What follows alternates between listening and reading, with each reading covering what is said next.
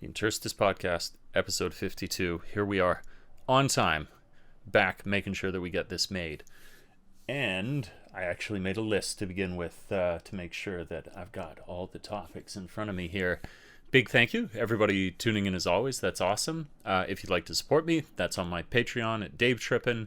I wanted to, maybe most importantly, I made a note of this last time, invite people onto the show. So best way to get a hold of me is contact at davetrippinjapan.com, or you can go to davetrippinjapan.com and fill out the form to send me an email there. But basically, where I'm happy to do this by myself, also to search people out who would do the podcast with me in kind of like my local area. Some of the best conversations I've had are people who just enjoy listening to the podcast, who feel they have some interesting life experience to share. And I would be more than happy to have you on. So if you think that that's the case for you, please do write me and let's have a great conversation. What I wanted to start with today was something that I've gone through. It's always relatable, not always, but it's relatable to myself, the topics that I go over here. And this one was where I've been in a little bit of pain recently. I was a little bit sick, and so that put me in some pain. And it's really just struck me how much you can say that pain does a bunch of different things to us.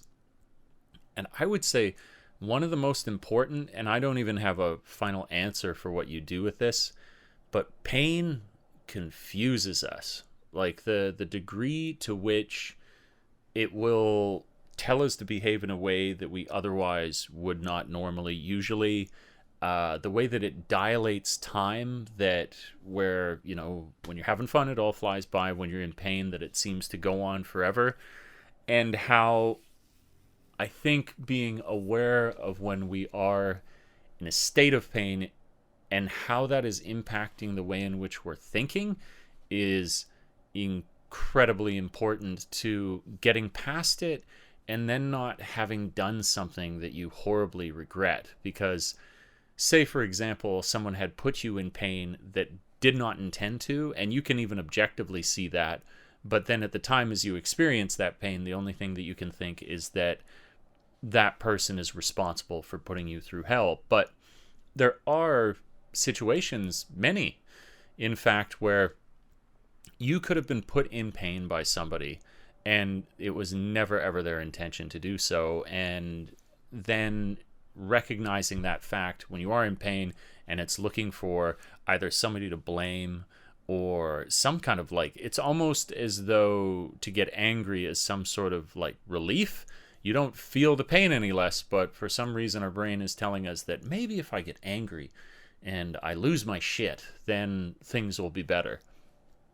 And so trying to, I guess for me, like why I brought this up, why it was kind of a personal focus, was to try to, in a Herculean effort, in the moments in which you are in pain, to try and then breathe deep, see yourself to the other side of them, and not have done something that you regret, or looking back on having gone through that experience that there's nothing that you would change. You know that you were in pain, you know that you had to endure it, and now that you were past it, would you have done anything different?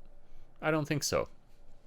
It's really, really helpful. I think that was something, I don't think I'll dwell long here on this, but it was definitely something that was hitting home to me recently, where I was like, man, when you put me in pain, and like, I'll tell you anything, I'll do anything to get out of it. And this is, you know, I would like to think I'd pride myself on some sort of like stoic behavior or never taking on a mindset of woe is me, but I'm good with that when it comes to like more mental suffering. I think I'm like half decent at that, but there is something about visceral, real, physical pain that definitely warps how it is that we think. I guess out of survival, because the mechanism there is that you're in pain, your body's telling you that you're in pain, and then it's doing so because it means if this pain were to increase, that this is a threat to your life. And so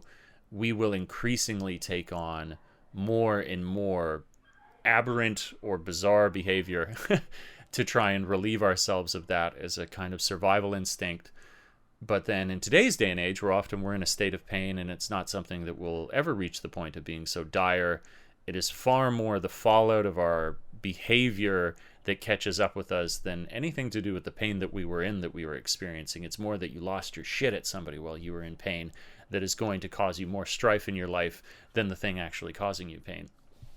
So an interesting, just a little reflection there at the beginning on pain and how we should be vigilant. And it really is, if I acknowledge it, it's like you're having this voice that you're basically at odds with yourself. The self that is commanding you to calm down while you're in this position, it doesn't get to be dominant. I think that's like the real challenge too. It's like there are two voices in your head. One wants to kill, one wants to do anything to relieve this a thing that you're going through, and the other is the reasonable one saying, well, but won't you still want friendships and all of these things afterwards? And whilst you're in that pain, it is definitely the quieter of the two voices. But that's just the way it is. This demands our attention when we get into a position like this. So I thought that was kind of interesting. Now, moving on from there, I think it was kind of cool. Maybe these two actually go hand in hand with each other, because then what we might discuss is, well, you're in pain. Okay, so there's different ways to deal with that pain, if it's like physical or mental. And the phrase that was floating around through my head, and actually will have gone up in a Instagram post that I've made already today, but will be 2 weeks from now that you're hearing this. It was the phrase I had entered my head the other day that was find shelter in each other. And I really like that concept. Not new. I don't think I'm coining this phrase to say find shelter in each other, and in another way you could say leaning on your friends. But no matter how many times I visit this concept, it's really amazing to me how something which seems insurmountable inside your head, and it's causing you so much anguish and so much frustration, that the moment you are able to speak to someone who is close to you, who you've identified as a friend, maybe you consider them family, that speaking with that person would make you feel so much better. The shelter in the storm, and how important it is to forge friendships in which that's the sort of thing that you feel comfortable doing. Friends are doing a lot of different things for us. They're like on a social, in the case where your life is quite positive, then you're able to share things with them. That's great, wonderful. But that's easy. You can have friends who are close and less close, where everyone enjoys a good time. Even not your friends enjoy a good time, and it's easy to hang out with these people whether you know them or not, so long as everyone's having a good time. But then where someone is truly your friend is that it will take from them some effort to interact with you in the case that you might need something, but they're more than happy to do so. These are these kind of like classic tropes of good friends. It's like the people who are willing to celebrate your victories with you. It's the people that when you're struggling with something actively want to help you. I was thinking of it in terms the other day of like, imagine an AI that its goal, its programming was that it wanted to help you. And I thought, humans are somewhat similar to this, are they not? I mean, we're programmed. We have behaviors that follow similar patterns, and it just so happens to be that certain of these programs actually search you out to try and help you. And it's a really, really beautiful thing. And so appreciating your friends for that was something that's like a mantra I'm trying to have recently, is that when I spoke to friends recently with struggles that I have, just the incredible amount of support that I found there.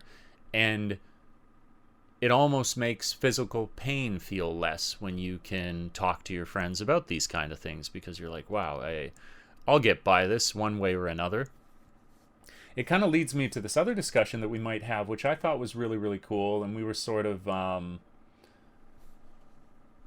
yeah, how would I put it? It's like we were talking about how your friend really, in a really fascinating way, in a practical way that we get to enjoy in each other, is kind of an extension of you. And in a real, like, we don't need to be metaphorical about this at all. It's your memory. This is a cool tangent that we get to go on here. That's the whole point. It's a free-form podcast. Let's enjoy this thought for a moment. It's that kind of thing when you're hanging out with a friend and they will say some memory that you've forgotten, but as you recall it, you realize that was up until you forgot one of your most formative memories. And so it's like your friends are carrying around parts of you that you may have forgotten, and they then, if you were to think of yourself as a whole, and that it would include these really important memories that sometimes just disappear from us, it's the way the brain prunes out this stuff, is really important. And they do it for you and you do it for them, because I think some of the best conversations I've had with friends is like you're recollecting and then one of you will recall some great memory, but then that sparks in you a memory of another, and then you bounce that back to them. And it can be really entertaining and also just fascinating to see what sort of stuff is in your brain just locked away there that you had no idea was still there to be found.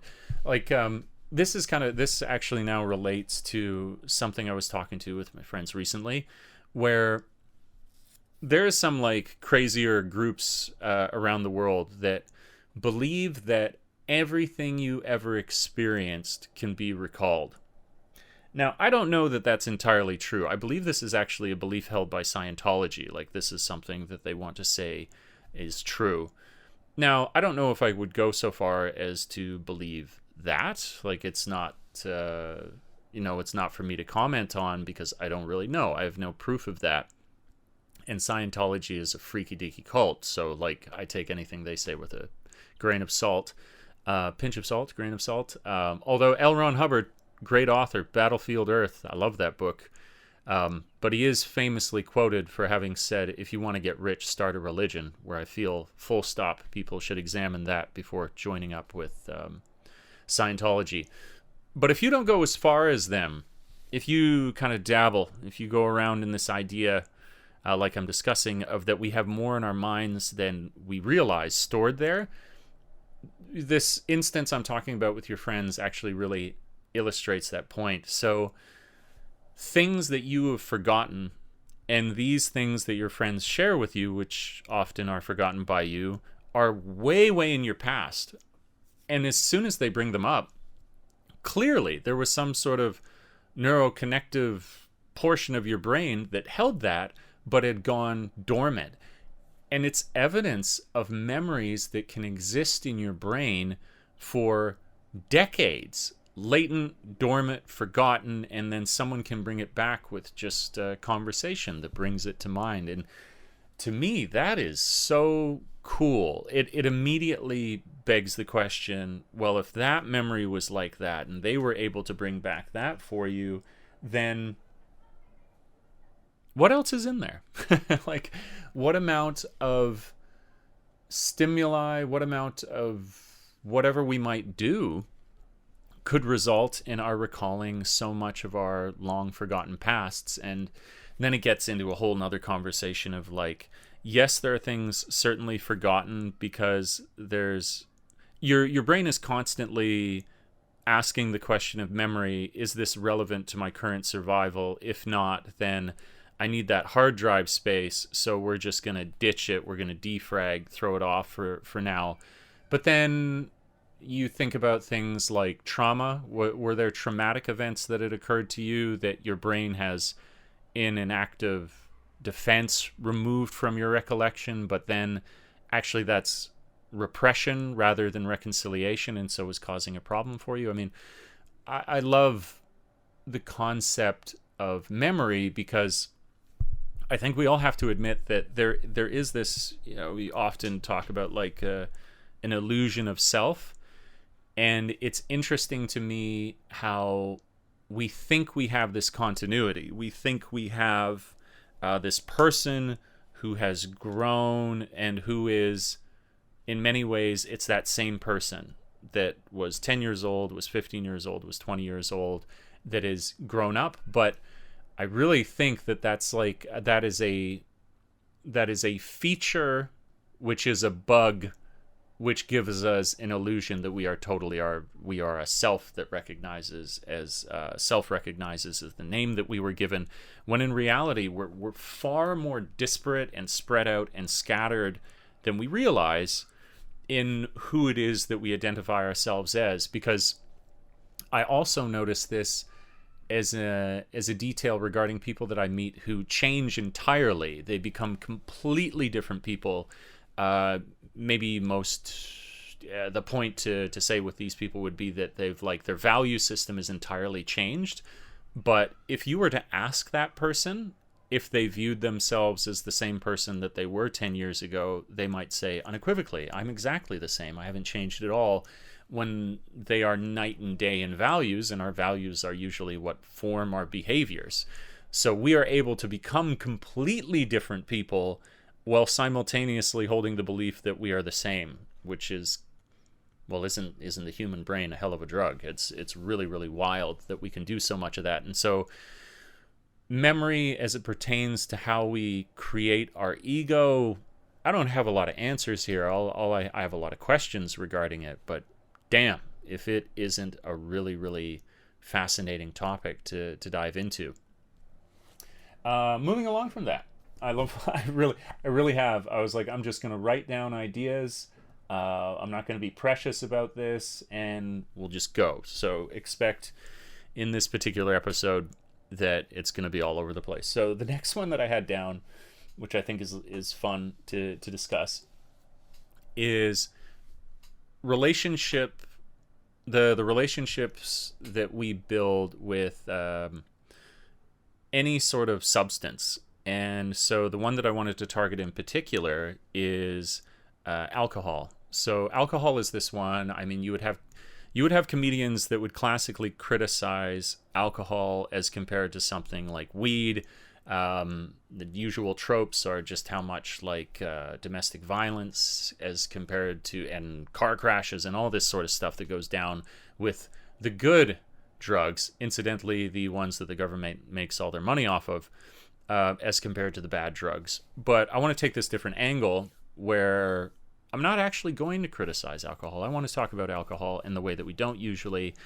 I wanted to talk about it in a positive light. And it was a conversation I've had a few times with some friends, but more recently had it again. And it was talking about how I think it's really good to, for the most part, for the vast majority of people, to not drink. And you don't need me to tell you that. We know this. It's proven in a million different ways that excess alcohol consumption, it ages you prematurely. There's the danger of blacking out. When you get older, you black out much more when you do it. And so doing something just ridiculously stupid. Maybe when I'm more liberated in what I can say on these podcasts, I can recount some more of my ridiculous stories from poor choices that I've made over the course of my life in regards to alcohol. But focusing on the good here, where, there's sometimes that if you haven't drank too often and you might be going through some stuff, just that occasional peppering in of a night where you're like, I am somewhat drinking as a means to ameliorate, to make better whatever thing it is that I'm struggling through. And you do it just for the one night, and you let the demons out, and then it's really striking how in the next day that can be enough actually to get you over your problem. I know it's the least popular thing I could do in the world for a sort of call it mass consumption opinion, but there is just that occasional time, isn't there, where getting pretty damn drunk, pretty fucking wasted actually does something for you mentally. It didn't you did not hide from your problems when you do this, and you do it in this very specific circumstance, in this very particular situation. What it does is it makes you realize that actually your operative everyday problem-solving mode of thinking, it's the problem. And that these things that you'd imagine were so brutal and were causing you so much stress in your day-to-day, when you got out from under that for a few minutes, when you got to put back a few drinks and you got to relax a little, it actually gave you, and this is what's paradoxical because it's usually that alcohol distorts your perception, alcohol in this very rare case has the ability to allow you to see more clearly, and that this thing that you were ruminating over was not so nearly as horrible as you had imagined it was. And then, having been given a little bit of objective space from that, the next day, although suffering through some brutal hangover surely, or some degree of a hangover, likely that if you actually got drunk, you feel that it's worth it, and you feel strangely refreshed in your hangover as you have your 3 pounds of bacon and eggs and hash browns and whatever it is that you're using to recover from the night before. But then the dose is the poison, as they often say, and as well the kind of timing of it, because I would never advocate for doing this frequently, but I feel it is naive if we don't acknowledge that there is that occasional time where you have some drinks and it allows you to get out from under something, but in a meaningful way as opposed to avoidance, and how absolutely cool that is. It's strange because, I mean, I'm very used to being highly, highly critical of alcohol, and I think we need to be objective and critical of alcohol, but to ignore then that it ever have a positive influence would be very, very silly, because that is just as naive as thinking that it solves all your problems. Interesting thought. I was thinking. Now, I wanted to go into, again, 180. Let's go around a random corner again. So we're talking about substances. And I've got this cool historical story for you. So,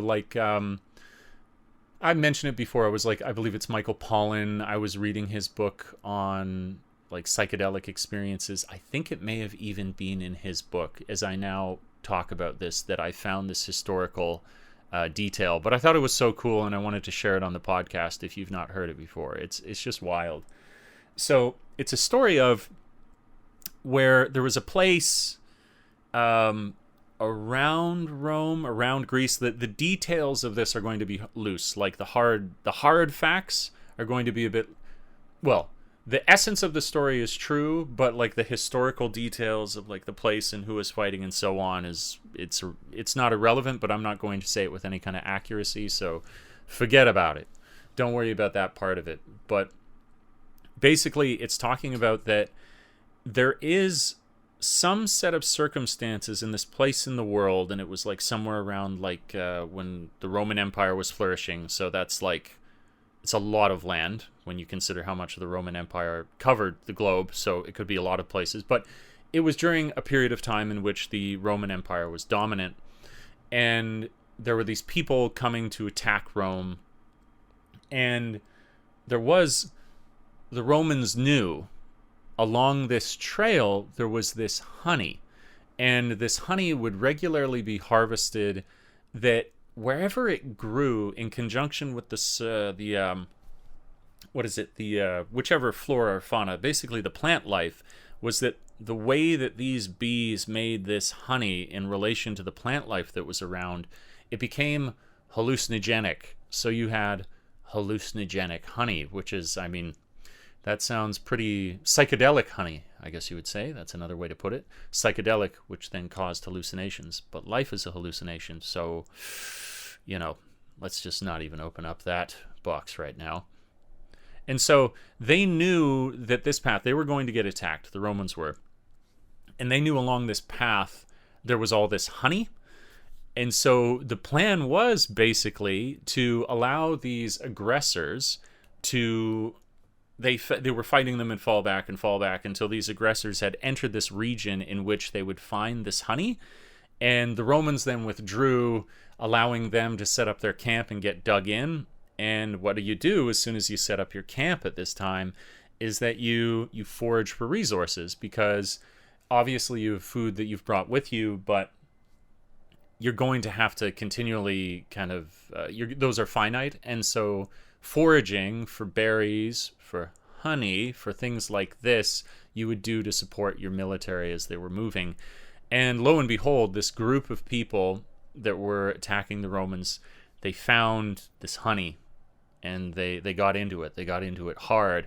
And as the story goes, and I believe this is, whatever ancient text this is written from, but this is an account from these ancient texts, was that they waited for everybody in the camp to basically have had their fill, to start to have the psychedelic experience.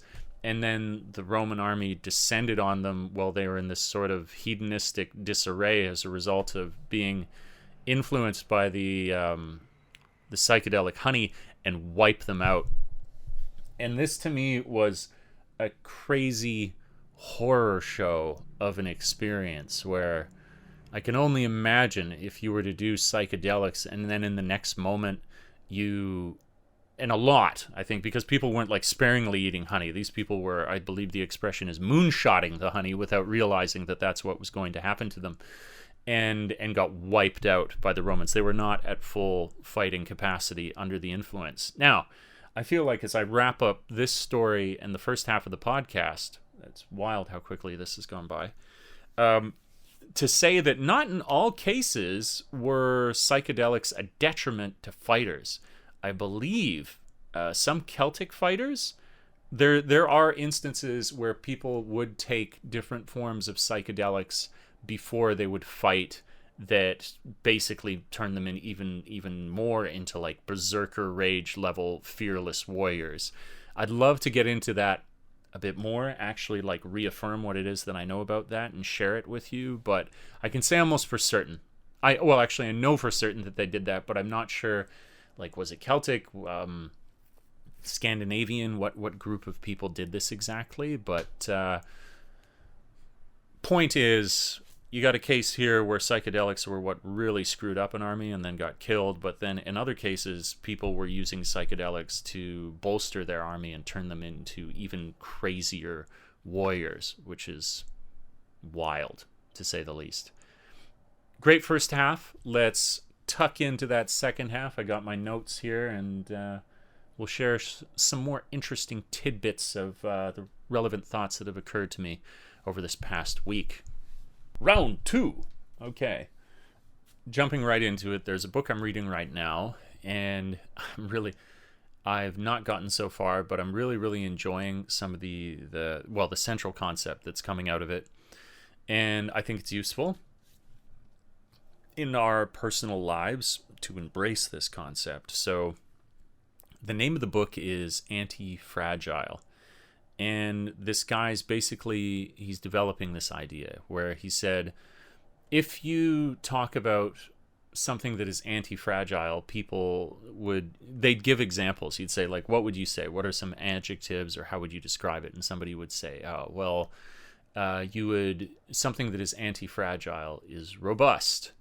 Something that is anti-fragile is resilient. But he makes the distinction that something which is anti-fragile is not robust, is not resilient. In fact, those words mean basically that when you face challenges, you are able to endure them well. You are not so shaken by challenge. That's to be robust, that's to be resilient, but he makes the distinction that something which is anti-fragile must be the opposite. And so not just resilient, it must in fact flourish given these circumstances. So it's the idea that when something challenges you, if you are anti-fragile, you actually improve as a result of that thing that challenges you. So the perfect example would be, and this relates to other writing that he's done, would be something called a black swan event. And black swan events he was describing as something that comes by in the human timeline that is so disruptive, it knocks out a lot of fragile people and businesses. And so something you might, easy one, obviously the vid right now is the thing that tested the world and whether our institutions were fragile or anti-fragile. So if you were able to go through that and improve, then you're anti-fragile. If you were to go through that and simply survive, then you are robust and you are resilient. And just getting into the book without even what are the implications then? Like, how do we gain anti-fragility? Why does it matter as it relates to business, stuff like that? I don't know yet. But I thought of cultivating within yourself a mindset of anti-fragility could be very useful, that as opposed to just getting past problems, all I want is problems, like that reel you always hear, like, I want problems, that you actually embrace and look forward to these challenges because you actually see them as fuel to your own growth.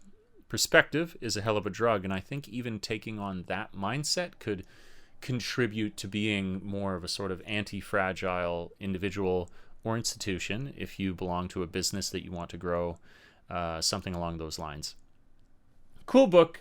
I'm not going to dwell here for long at all because I just don't even have that much to say on it yet, but I thought I'd share, and this is the sort of preliminary thing, that if you're tuning in for the podcast and you're here with frequency, then as this idea develops, you can be an OG and be like, oh yeah, I remember when we first had that concept come up, and it'd be really cool. Now, I'm going to go into all the topics. I'm proud, in fact, of how scattershot this episode is going to be. Now we're going to go and we're going to talk about this guy who's absolutely awesome. It's kind of like if you take one thing from my podcast that I'll feel like it have achieved something, it will be that you have learned about this guy. If you're into podcasts, you've probably seen him around a little bit, but still worth mentioning because we find these people in a million different ways. His name's Dr Huberman, and he basically, he is a neurologist, and he works, I believe, at Stanford. And I have more and more come across some really, really interesting interviews that he has, and it's all this sort of behavioral, it's like neurological behavioral studies, and all the sort of impacts that they can have on our lives. And this guy it's all such practical information. It's really cool because I think a lot of discussion of the brain and the human mind can end up being so academic that's cool if you nerd hard on the topic, but in terms of our practical day-to-day lives, a sort of high-level academic discussion of neurology isn't going to be useful to the everyman. But there's so much in what he's learned that you can actually apply, and I think that it's really, really cool. And one of the things I heard him talking about recently was habits. I'm really curious about habits. I'm trying to build some good habits of my own, trying to get rid of a few bad habits that I don't like, this kind of thing. I think we all are. And he was talking about there's this expression, autonomic arousal, which is basically the state of your nervous system at any given point.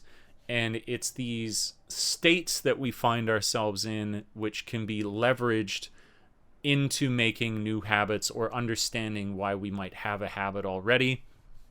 And something else that can add to the conversation here is that he talks about habits that are context dependent and context independent. So easy to explain there. A habit that is context dependent means that you are only likely to carry out that habit if you can do it in a repeated context. So you are only going to eat well in the morning if you are at home. So you have a habit to eat well, but it is context dependent. You are going to do that only if you have those nice circumstances. If you're staying over at your friends, that healthy eating plan might go out the window because you can't be bothered to organize or do whatever you need to make sure that you eat well. And then these really strong habits are habits that are independent of context. So it doesn't matter if you're going to eat at your house, at your friends, at a hotels. You will always have the habit of eating well. I was like, oh, okay, well, that's really interesting.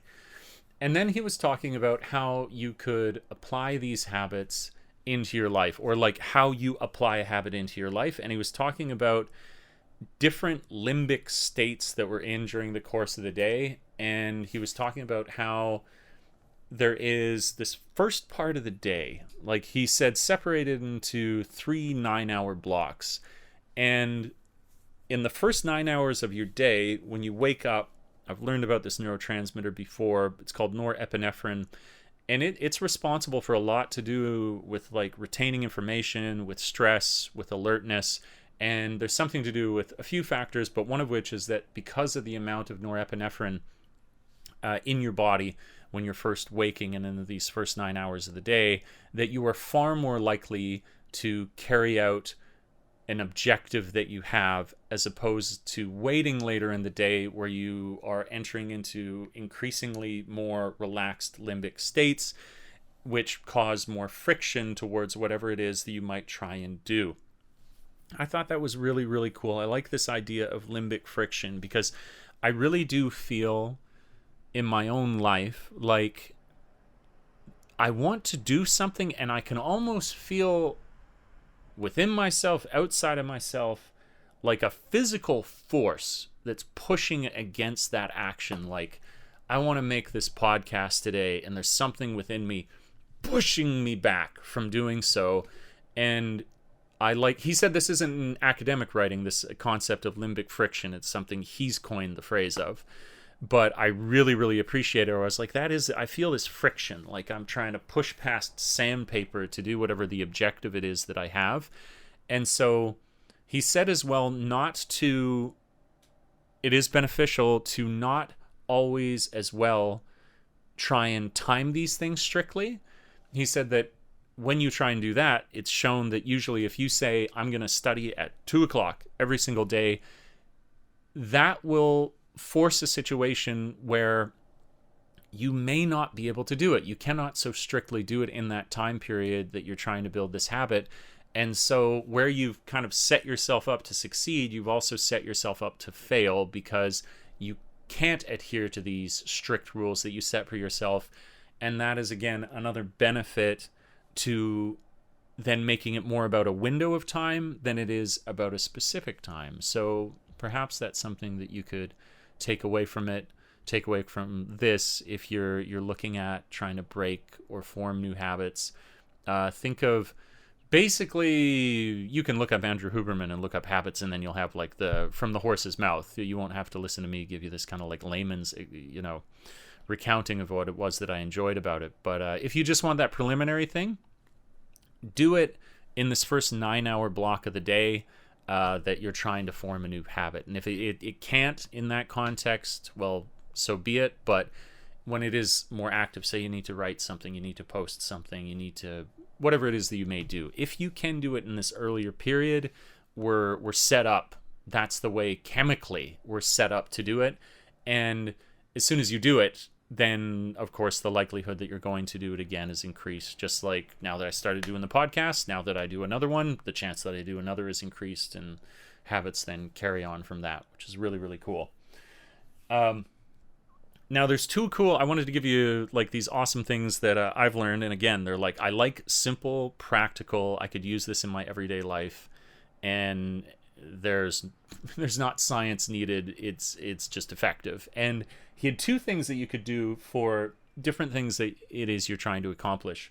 So one of them is to calm down. And that's something I like to do because I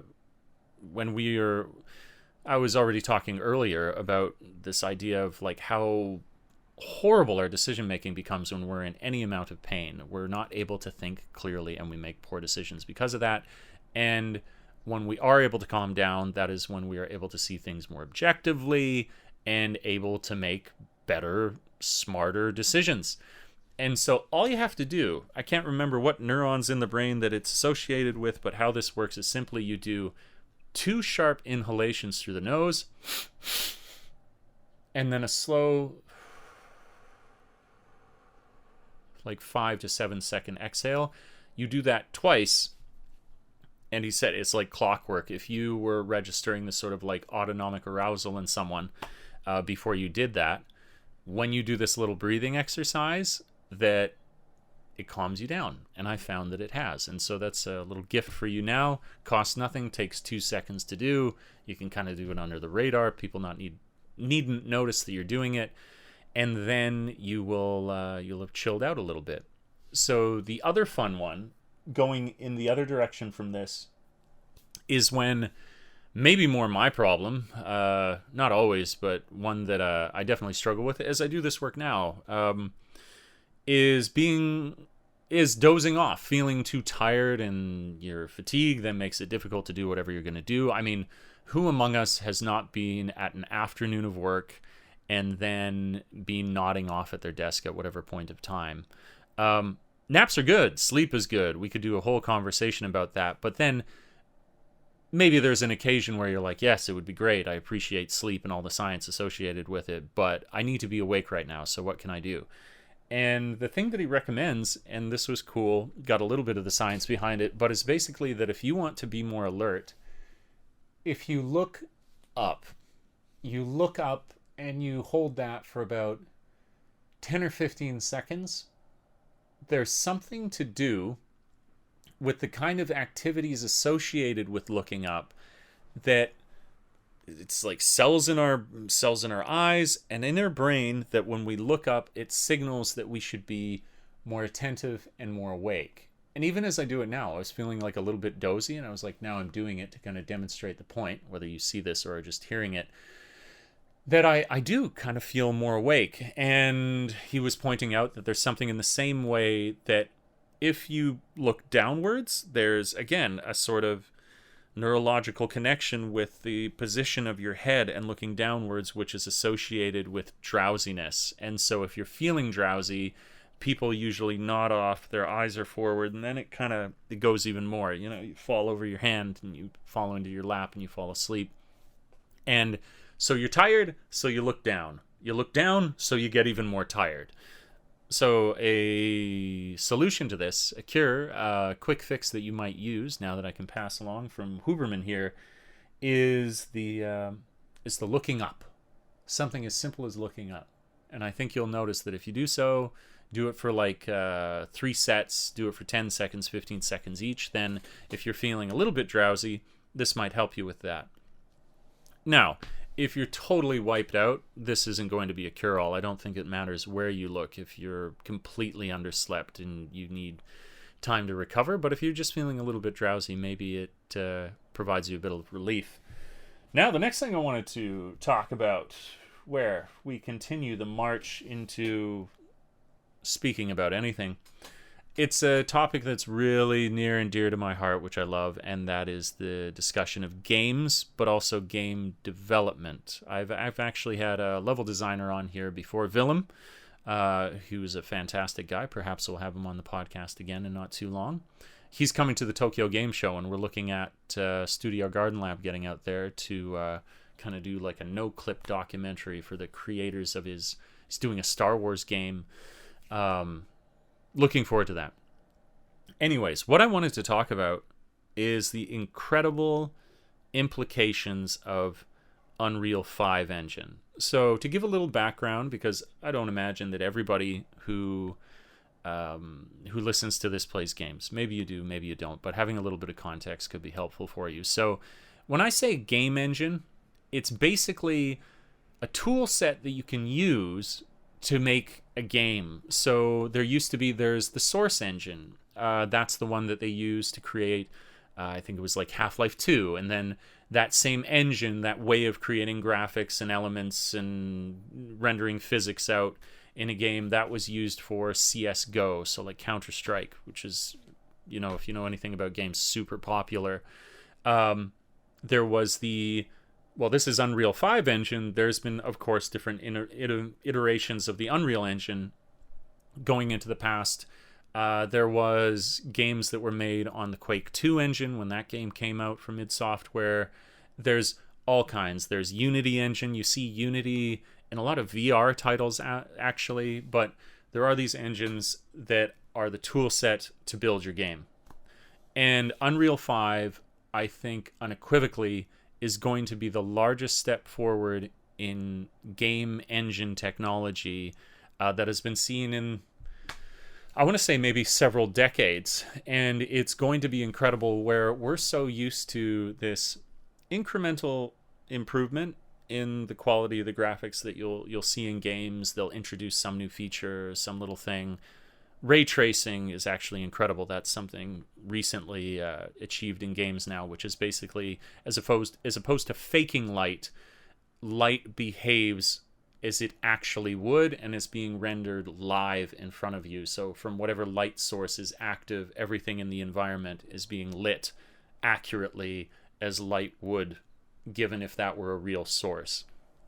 But aside, say, from anti-aliasing, not anti-aliasing, sorry, this ray tracing, aside from ray tracing, we just saw these kind of like incremental improvements, and then you'll get somebody like, what is it?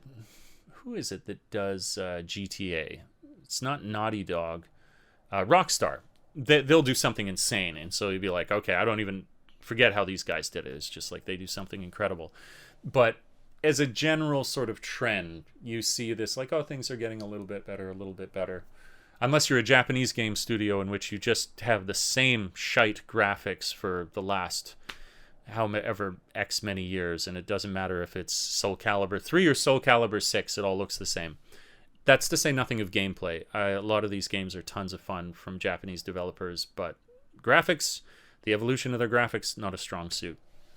Anyways, returning to the point, talking about Unreal 5 and the sort of leap that it's going to be, it's, as I say, like several decades you would notice in terms of difference. And maybe, I don't know if there is a most of all, although I want to say that frequently when I talk about this. So most of all, indie developers, this is like I was watching, this is me taking the information from a video I watched the other night, but indie developers, they got budgets, right, when they're going to make their game.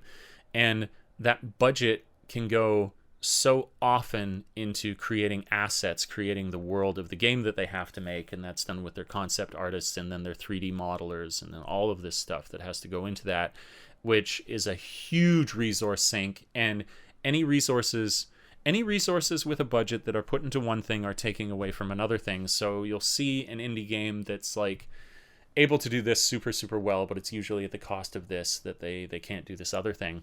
And I was listening to someone who had their hands on the Unreal 5 engine and were able to play with it a little bit in terms of creating assets and seeing what kind of workflows they could get out of it as an indie developer.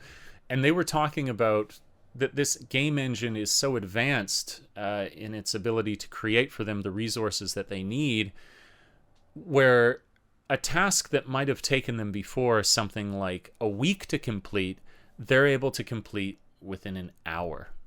So we're talking about a return on an investment that is like off the charts. And what they're suggesting, and I don't think that this is hype, this is coming from the indie developers saying this, is that they are going to now be able to make games as an indie developer that would be indistinguishable in at least graphical fidelity to what the current AAA studios are able to make. And I think that's amazing. Now you take that one step further. Why do I get really, really excited about the idea of that? Well, it's because, well, now let's move up the totem pole. So now suddenly we have indie developers that could, by today's standards, create a AAA quality game. What does that mean for AAA developers if they actually allocate their budgets well? What will AAA games become? So I think you're going to see a really interesting rebalancing and reaccounting for responsibility and who needs to achieve what to get a piece of the market and to develop a fan base. There's some incredible history of games videos that I've watched that have talked about how for a while it was all about the AAAs because they finally had the graphical fidelity to do things that were never done before by any indie studio. But then indie studios kind of caught up that there was no longer this graphical advantage that the AAA studios would benefit from. And just by innovating, then it became a new golden era for the independent studios, the indie studios, and there's this seesaw effect between these two.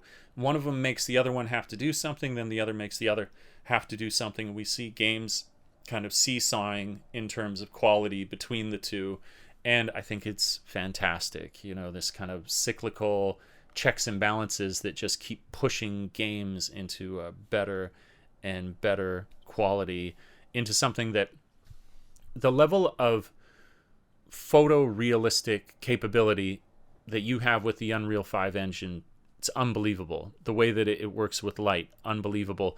I say photorealistic just because that's like an easy way for people to connect with good. So if you think photorealistic, you're like, those must be good graphics. But that's to say nothing of what they could now become creatively. Like, I think some of the best games that come out, which will bring me to my last discussion here, it's more to do with the style of the game than it is to do with like that it be photorealistic. So like what kind of advanced styling will be able to occur because of this engine is really, really exciting. And then for my final topic, where I will not dwell long in this house of pain, is Elden Ring. So this one's a little bit just if you're a nerd, but hey, maybe if you don't play games, you can enjoy this yet still. I've been playing that game. I put about 50 hours into it so far, and I've never played a From Software game. I've seen a few people playing, and it dominates the landscape of gaming, this company.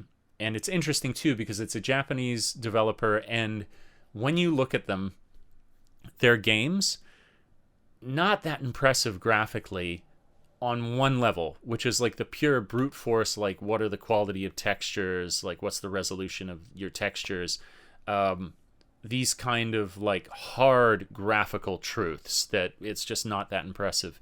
But they do such an incredible job in style and art direction where you definitely would say that this game is beautiful, and that in fact its graphics are beautiful, but they're not beautiful because of the resolution. They're beautiful because the picture that was painted in concept, even if it's on a sort of low polygon texture that has to be put in the game, is still so beautiful and majestic that it didn't matter that it was done with the same fidelity of a potato. It doesn't matter. It looks incredible. And it's been really, really cool where I usually like to play games on a higher difficulty to really have a game that obviously that's what it leans into, is the whole like Dark Souls series and Bloodborne and all that. It's like that these games be very, very difficult is a big part of them. But I've never, where I'm pretty good at games, but I knew this would be quite challenging. It's not been too bad. Now I say not too bad. I've definitely have bosses I've come up against that I had to like fight 30 times plus or something to beat. But it is a great example where people talk about time wasted on video games and that what are you doing there because you're not doing anything for you. I would beg to differ. The way in which you must, I was saying it to my friends the other night, in how many situations do you find yourself where your brain is put in a challenge scenario where if you do not make the right choice within the next 3 seconds, you will enter a failure state. And then you do so repeatedly for 10 minutes. I don't know of any other place in my life, in fact, where there is such a demand on me to be mentally sharp and to succeed than it is when I play these games. And that's really, really incredible. And then the satisfaction that comes with the reason that you're able to overcome these problems is because you are practicing, so there's sort of an unconscious development of your skill as you go, but also you are actively, consciously trying to learn what it is that you could improve to overcome the obstacle that you're facing. And it's wild. You really do progress as you play these games and learn and are challenged in a way that is very, very special. And to top it all off, it looks absolutely gorgeous regardless of just being like the lowest grade graphics you can imagine. There's one shot where I was looking at this incredible like lake, and then there was this like crazy rock construction, I don't know what you want to call it, like a formation of rocks, and next to it was a dragon beautifully rendered, and then behind that was this like massive cliff, and on the cliff above there was a castle, and there was this huge golden tree. All of these places you could visit, and it's kind of like you don't want to throw out breathtaking too often. It sounds a bit like you love the smell of your own farts, but it was pretty breathtaking. I've been really enjoying it. Taking a bit of a break, though, recently. Been playing more Red Dead Online with my friends, which is incredible. That's a game I'm like a decade late to or 8 years late to. I never really played it when it first came out, but boy, am I glad I did, because it is awesome. Final thought. We're just going dark and deep down the gaming hole here. For those who are interested in this kind of stuff, CD Projekt Red, which made Cyberpunk 2077, which I love, and all of the Witcher series, they've announced that they will be doing another Witcher game, and they're going to use the Unreal 5 engine, which I'm very, very excited for. I cannot actually imagine how that is going to look using that engine with a AAA budget put behind it, with a company that loves their games dearly. It's going to be something to really, really, really look forward to. All right, that wraps us up. We got to the end of episode 52. Thanks for tuning in.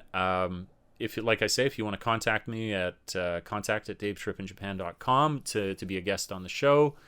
If you just enjoyed listening, I really appreciate that, whether it's at YouTube or in any of the actual podcast places that you could listen.